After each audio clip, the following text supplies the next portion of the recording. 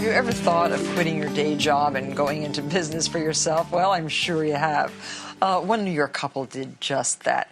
They combined their talents and their passion for pets and are now the proud publishers of the Pet Gazette. I wanted to inject a little fun into my life. If I'm ever going to do it, if we were ever going to do it, for a variety of reasons, it made sense to try it when we did. 3 years ago, Jim Dempsey traded pinstripes for pets when he became the publisher of the Pet Gazette. What a good boy. The concept came to life after Jim decided to quit his corporate ad sales job. I came home on a Friday night from a trip. I looked at Cheryl and I said, I don't want to do it anymore. And she looked at me and said, well, what are we going to do? I said, well, we're going to go outside and we're going to sit and we're going to talk. We'll figure out what we want to do, but I'm going to go and I'm going to quit on Monday. I had been in graphics and display. I'd gone back and forth between the two fields, and I had a passion for them both, and we thought combining our talents, we could bring it together. Drawing on their own lives, they settled on a simple idea: a free local publication geared to providing basic information for people like themselves, suburban pet owners who might be looking for tips on grooming, training, or just about anything else to make life with pets a little easier. After some informal market research, the Dempseys turned their 200-year-old Westchester, New York home into headquarters and began the process of building a magazine from the ground up. And we shut our life down for about 3 months. I had to go back to school and learn graphics on the computer. We had to find a printer.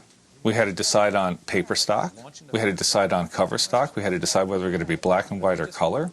We had to find out how long the printing process took. We had to work backwards from there. And we were able to accomplish, in 3 months' time, going from an idea to a finished copy of a publication. When I looked at that issue, I was exhausted, but the sense of ownership and pride, second to none. With the first issue under their belts, Jim and Cheryl began another, and they haven't stopped. Together, over the past 3 years, they've published 6 issues annually, and will double that this year with the start of new editions for neighboring Fairfield County in Connecticut. While the Dempseys have fine-tuned their systems, each issue is still produced quite simply in their home offices. The 8-week publication hums with the comfortable rhythm of their collaboration. Jim is the business, the publisher, the sales, and I'm the design, the layout, the look of the magazine. Each of our issues begins with a theme. And once we've identified the themes and the stories that we'd like to have written, we assign those stories out to our freelance writers. While they're busy writing the stories, we're selling the advertising for the next issue.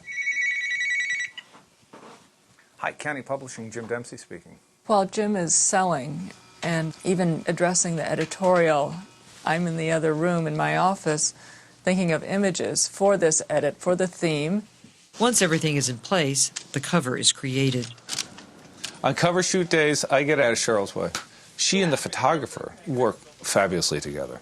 The cover is photographed by Shel Secunda, a local photographer whose work is nationally renowned. I'd say the dogs should be, see the stone with the moss? Yes. On this, right about that stone, the one you're standing on now. Okay. The one right behind. Together they capture the essence of the issue. Try cropping the picture more along the side of the door and bringing the other side up here so we can focus in on the ivy, the stone. Correct. And the window does not need to be centered. Fairfield screams stone walls and old barns. So we decided to use the old barn on our property and enhance it with some plants and flowers and the 2 beautiful white dogs. Once the cover is photographed and printed, the magazine begins to take shape. As the pages come in and as ads are finalized, we start putting them up on a bulletin board so we can kind of get a feel for the direction the magazine is going. It's a whole process. It's almost like putting a huge puzzle together where all the pieces have to work in the right spot. It's where business and visual meet, because I'll say, oh, he's an important advertiser. She might say, yeah, but that looks terrible against the story. The fully assembled magazine is taken to a local printer who prints a test copy in blue ink. About 48 hours later, we'll get a copy of the magazine printed in the blues format. And that's our last chance to find any errors. Once approved, 25,000 copies will be printed and distributed.